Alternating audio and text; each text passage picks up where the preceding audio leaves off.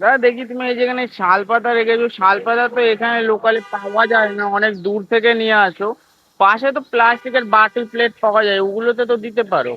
হ্যাঁ দাদা, পাশে প্লাস্টিক প্লেট সব জায়গায় পাওয়া যাচ্ছে, কিন্তু দেখুন তাল পাত্তা যে খাওয়াচ্ছি আপনার সেফের জন্য খাওয়াচ্ছি, তারপরে আমাদের পর্যাবরণ ভালো থাকবে এর জন্য খাওয়াচ্ছি।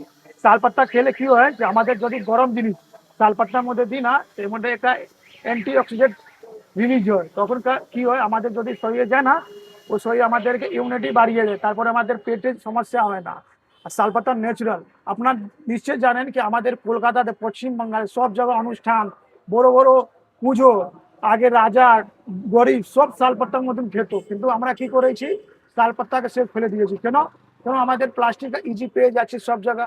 আর এটা হাতে বানানো খাটনি, দোকানদার দিয়ে এটা জিনিস করে না, এটা কিন্তু খারাপ। আপনার যেখানে খাচ্ছেন ওখানে জিজ্ঞেস করুন, আপনার এটা অধিকার আছে কি প্লাস্টিকের মধ্যে না খাবার, শালপাতার মধ্যে খাবার, এটা আপনার অধিকার।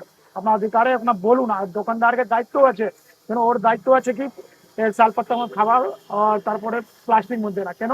যদি প্লাস্টিক ব্যবহার করছে কোই দোকানদার, ওটা কি হয় প্লাস্টিক যদি আপনার ফেলে দিচ্ছে নর্দমার মধ্যে, পুকুর মধ্যে, নদীর মধ্যে, ওটা কি হয় রোদ্দুর পড়ে না তো ন্যানো প্লাস্টিক, মাইক্রো প্লাস্টিক ওটা জল মধ্যে মিক্সড হয়ে যায়। আর ওই জলটা ফিল্টার হয়, ফিল্টার গঙ্গার মধ্যে ফিল্টার আমাদের খাই পশ্চিমবাঙ্গাল, আর লোক গঙ্গার ফিল্টার জল খাই, ওটা nano plastic micro plastic filter হয় না ভালো করে, এটা আমি বলছি না, এটা প্রমাণ হয়ে গেছে। তো এটা বুঝবেন, আপনার প্রকৃতিকে যত নষ্ট করবে প্রকৃতি আপনার বেশি নষ্ট করবে।